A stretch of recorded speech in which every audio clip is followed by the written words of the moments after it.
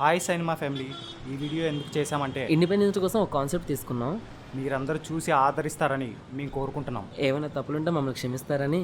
Happy independence day. ఇంకా మొదలెడదామా?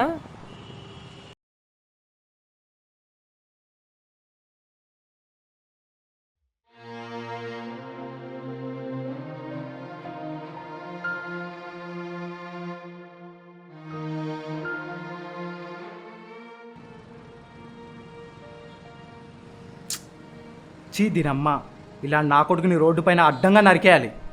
Happy independence day రా. ఏరా అలాగున్నావు? మన పక్క రాష్ట్రంలో రా 6 ఏళ్ల చిన్న పాపై దారుణంగా అత్యాచారం చేశారా. ఇలా నా కొడుకుని క్రూరంగా కనికరం లేకుండా చంపేయాలరా. ఇప్పుడు మనం ఏం చేయగలం మావా?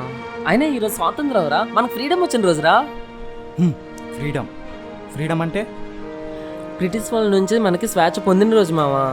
ఆ తెల్లవాళ్ళ నుంచి స్వేచ్ఛ వచ్చిందని మనం అనుకుంటున్నాం, కానీ స్వేచ్ఛ అనే పేరుతో మనం ఇంకా రూలింగ్ చేయబడుతూనే ఉన్నాం రా.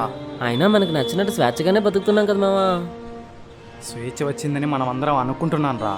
అంతేగాని ఎక్కడ చూడు అవినీతి, కులమత హింసలు, రైతుల ఆత్మహత్యలు, ఆడపిల్లలపైన అత్యాచారాలు, చదువుకున్న భవిష్యత్తు లేని విద్యార్థులు, ప్రజలను పథకాల పేరుతో దోచుకుంటున్న రాజకీయ నాయకులు, ఇదేరా స్వేచ్ఛ స్వతంత్రం అంటే? నువ్వు చెప్పినవన్నీ కరెక్టే, కానీ మనకి ఈ రోజుల్లో ప్రశ్నించే అధికారం ఉంది, కానీ ఆ రోజుల్లో అటువంటి స్వేచ్ఛ అనేది లేదు. ప్రజలు బానిసల్లా బ్రతికేవాళ్ళు. అయినా చరిత్ర కథల గురించి వినలేదా? అప్పుడు ప్రశ్నించే అధికారం లేక ప్రశ్నించలేదు, కానీ ఈ రోజుల్లో మన ముందు ఇన్ని అవినీతులు జరుగుతున్న ఏ ఒక్కరికైనా ప్రశ్నించే ధైర్యం ఉందా? ప్రజలు ఇప్పటికి కూడా వారికి తెలియకుండా బానిసలాగే బ్రతుకుతున్నారు.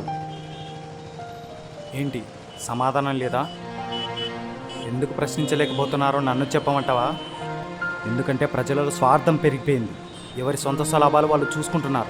సమాజంలో ఎటువంటి అవినీతులు జరిగినా మనకెందుకనే ఆ ఆలోచన మనుషుల్ని బానిసలుగా చేస్తుంది. మనం పూర్తి స్వేచ్ఛను పొందాలంటే ప్రజలందరూ ఒక్కటిగా గొంతెత్తాలి. ప్రజలు ఎవరి స్వార్థాలు వాళ్ళు చూసుకున్న రోజు మనం ఇలాగే బానిసలాగే బ్రతుకుతూనే ఉంటాం. అయినా మనల్ని ఎవరో వచ్చి దోచుకోవాల్సిన అవసరం లేదు. మనం స్వార్థంగా ఆలోచించిన రోజు మనం ఇలాగే బానిసలాగే బ్రతుకుతూనే ఉంటాం. అవును, వాడు చెప్పింది కూడా నిజమే కదా. ఇన్నాళ్ళు స్వేచ్ఛ అంటే ఒక జాబ్ సంపాదించి రాత్రనగా పగలనగా పని చేసుకుని ఫ్యామిలీతో సంతోషంగా గడపడమే స్వేచ్ఛ అనుకున్నాను. కానీ ఈరోజు తెలిసింది స్వేచ్ఛ అంటే మన సమాజంలో జరుగుతున్న ప్రతి సంఘటనలపై మనం ప్రశ్నించే అధికారం ఉంది, కానీ మనం వేటిపై స్పందించలేకపోతున్నాం. దానికి కారణం ప్రజల్లో ఐకమత్యం లేకపోవడమే.